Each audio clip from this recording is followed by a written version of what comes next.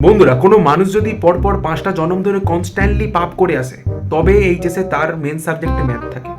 मरना है क्या भोसड़ी के। তো 11-এ যখন আমরা ফর্ম ফিল আপ করি তখন আমাদের স্যারেরা বলেছিল তোমরা কিন্তু বাবু ঠিকঠাক করে 4 সাবজেক্ট চুজ করবে। আচ্ছা। আর তারপরে উনি একটা ছেলের প্যাথেটিক গল্প আমাদেরকে বলেছিলেন। ও বায়োলজিতে 100-তে পেয়েছিল 29 এবং ম্যাথে পেয়েছিল 28। বায়োলজি ম্যাথের থেকে ভালো নাম্বার পেয়েছিল, দুটোতেই ফেল করেছিল।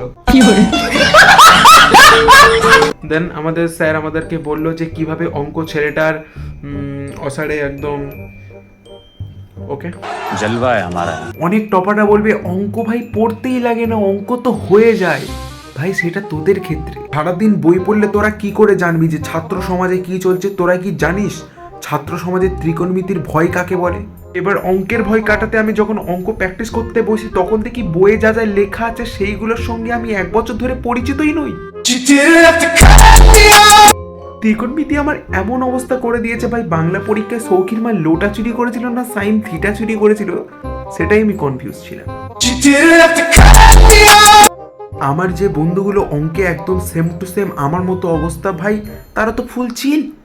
তাদের বাড়িতে তো আমার মতো ঝাঁটা পড়ার ব্যবস্থা নেই। আমার বাড়িতে মনুষ্যত্ব বোধকে খেয়ালে রেখে সামাজিকভাবে দায়িত্ব সহকারে ঝাঁটা মারা হয়।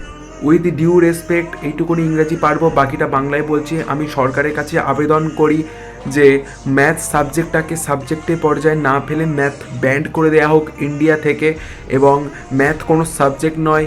ম্যাথ আমাদের আশেপাশে থাকলে আমাদের যেন মনে হয় মৃত্যু আমাদের আশেপাশে ঘুরে বেড়াচ্ছে। থ্যাংক ইউ, ছাত্র সমাজের কথা বুঝুন, ম্যাথটাকে বাদ দিন। So this video is for my all math haters and subscribe also. আর আমার কথাটা কিন্তু সিরিয়াসলি নিও না, কারণ আমার কথাটা সিরিয়াস নিলে তোমার বাড়িতেও জুতো পড়বে, তোমার আমারও বাড়িতে জুতো পড়বে। নিজেদের ঘর বাঁচান। Thank you. And this is all star, মানুষের সাথে মানুষের পাশে।